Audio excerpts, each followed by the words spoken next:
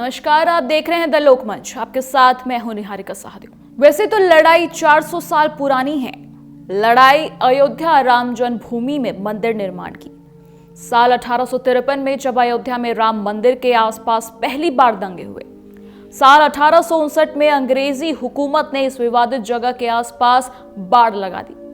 अंग्रेजों ने मुसलमानों को ढांचे के अंदर और हिंदुओं को बाहर चबूतरे पर पूजा करने की इजाजत दी गई।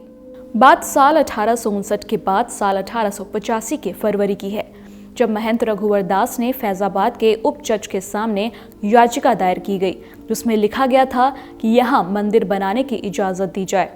जज पंडित हरिकृष्ण ने इसे खारिज कर दिया और कहा कि ये चबूतरा पहले से मौजूद मस्जिद के इतने करीब है कि इस पर मंदिर बनाने की इजाजत नहीं दी जा सकती। लेकिन असली विवाद शुरू हुआ 23 दिसंबर 1949 को, जब भगवान राम की मूर्तियां मस्जिद में पाई गईं। हिंदू कहते हैं कि भगवान राम स्वयं प्रकट हुए, जबकि मुसलमान आरोप लगाते हुए कहा कि किसी ने रात में चुपचाप मूर्तियां वहां रख दी। उस समय देश के प्रधानमंत्री थे पंडित जवाहरलाल नेहरू। उन्होंने यूपी के तत्कालीन मुख्यमंत्री जीबी पंत से इस मामले में फौरन कार्रवाई करने को कहा।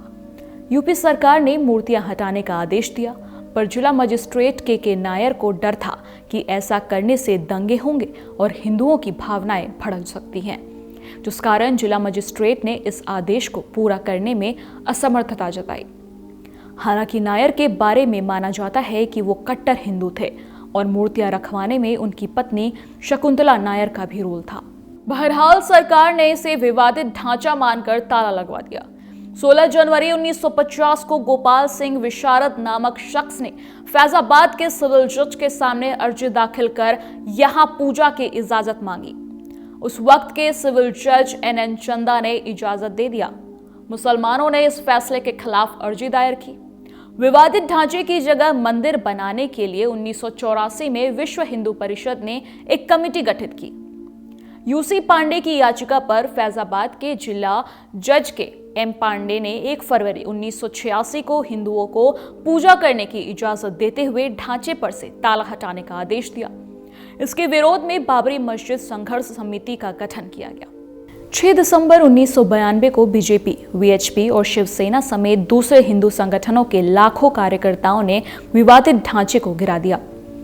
देश भर में हिंदू मुसलमानों के बीच दंगे भड़क गए, जिनमें करीब 2000 लोग मारे गए। उसके बाद तो राम मंदिर और बाबरी मस्जिद का विवाद बढ़ता ही गया। दंगे फसाद होने लग गए थे, लेकिन इस विवाद का अंत निकट था। साल 2019 को इसका फैसला जो होना था। शनिवार 9 नवंबर 2019 अयोध्या में राम मंदिर बनने का रास्ता साफ हो गया। देश की सबसे बड़ी अदालत ने सबसे बड़े फैसले में अयोध्या की विवादित जमीन पर रामलला विराजमान का हक माना, जबकि मुसलमान पक्ष को अयोध्या में ही 5 एकड़ जमीन देने का आदेश दिया गया। चीफ जस्टिस रंजन गोगोई की अध्यक्षता वाली 5 जजों की विशेष बेंच ने सर्वसम्मति से यह फैसला सुनाया।